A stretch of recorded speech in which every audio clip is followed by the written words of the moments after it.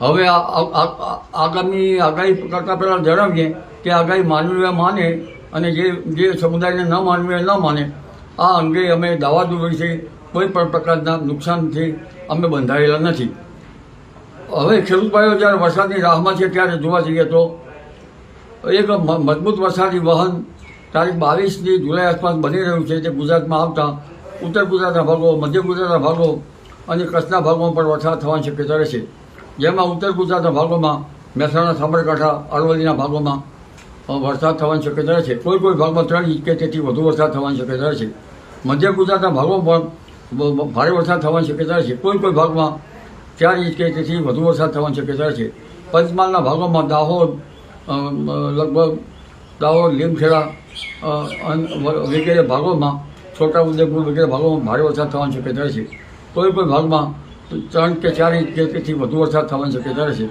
જો આ સિસ્ટમ મજબૂત હશે તો 5 થી 6 ઇંચ પર વરસાદ થઈ શકે. એટલે ઉત્તર મધ્ય ગુજરાતના કેટલા ભાગો વરસાદથી તરબોળ થઈ શકે. મધ્યપ્રદેશમાં ભારે વરસાદ થતાં નર્મદા નદીના જળસ્તરમાં વધારો થઈ શકે. સાબરમતી નદીમાં પણ પાણીનો આવરો આવવાની શક્યતા રહે. આ ઉપરાંત પશ્ચિમ સૌરાષ્ટ્રના ભાગોમાં, દ્વારકાના ભાગો, પોરબંદરના ભાગોમાં પણ લગભગ 3 ઇંચ કે તેથી વધુ વરસાદની ધારણા રહે. આ ઉપરાંત જામનગરના ભાગોમાં પણ હળવા ભારે વરસાદની શક્યતા રહે. આ ઉપરાંત ઉત્તર સૌરાષ્ટ્રના ભાગોમાં, રાજકોટના ભાગો, સુરેન્દ્રનગરના ભાગો અને મોરબીના ભાગોમાં પણ વરસાદની શક્યતા રહે. ત્યાં પણ કોઈ હળવા ભારે વરસાદની ઝાપટામાં પડી શકે. આ ઉપરાંત ચોટીલાના ભાગોમાં પણ વરસાદની શક્યતા રહે.